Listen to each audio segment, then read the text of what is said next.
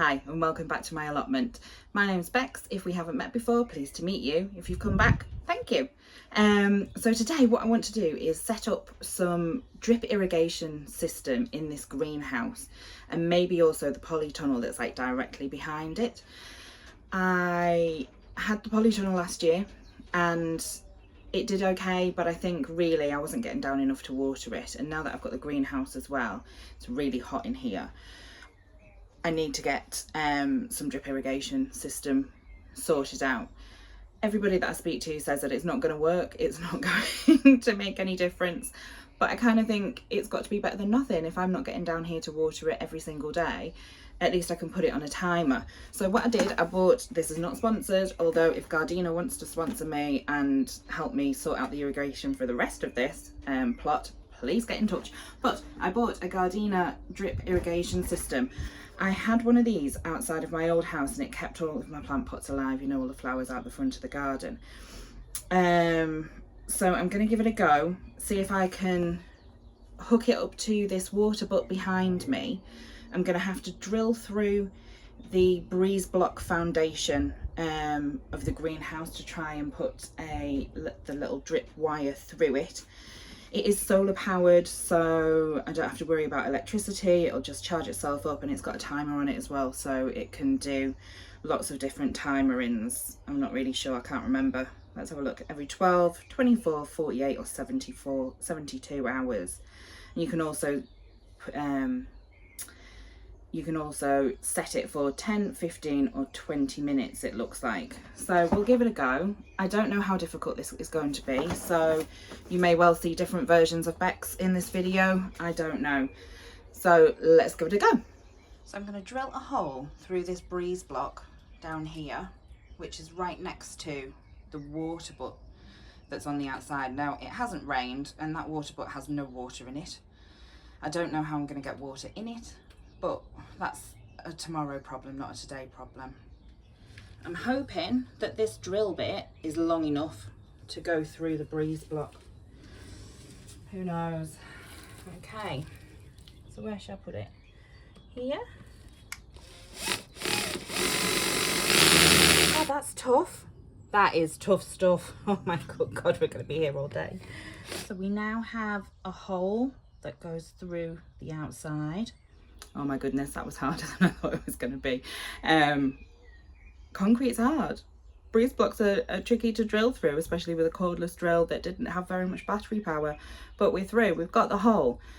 So let's unbox this and see whether we can get it set up. I think it'll only be a few minute job now. Woohoo! So step one, it comes with this little filter thing so it doesn't suck up all of the dirt out of the bottom of your barrel. So you attach that. Pop it in there, let it hit the bottom. Is it in the bottom? It is. So that needs attaching to this, and then this has another wire coming out of it that'll go into the greenhouse. Let's get that done. So I've got a pipe going from the water butt through my new little hole that I drilled and coming out, and the pipe's all in the greenhouse. Now really what I would like to do is I'd like to have two lots of wires like coming down each of these beds, and the beds are, I think they're about a foot wide, but I want to space them out 12 or 18 inches apart, each of the drippers, and then in the middle of the space I'll put another dripper 12 to 18 inches apart, and hopefully that'll cover the whole bed. I need to check how far tomatoes need planting apart before I do that. So yeah, let's see if I've got enough wire, enough tubing to do that. These are really easy to put together. If I can do it, you can do it. You literally measure your little bit of cable. So I want my next one to go kind of here. Chop it off. Push these little drippers in. Push it on one side. Push it on the other side, and then it does come with little clips, but there wasn't enough for each of the heads, so I've been using a little tent peg, and then literally pop it down where you want it to go. Oh god, that's hard. There you go. Bish bash bosh, done. So I've drilled a little hole in there so that I can get the top back on. The wire comes out, it goes to that little solar panel. That's charging at the moment. I did try and turn it on, but it's not working at the minute because it's only just come out the box. It's been sat there for a year. And then the cable goes, sorry, the pipe goes into the greenhouse. And then I'll show you from the other side. Comes in through the wall, and it's got little drippers every 50 centimetres, because I read that it's 45 to 60 centimetres for a tomato plant spacing, so I went in the middle.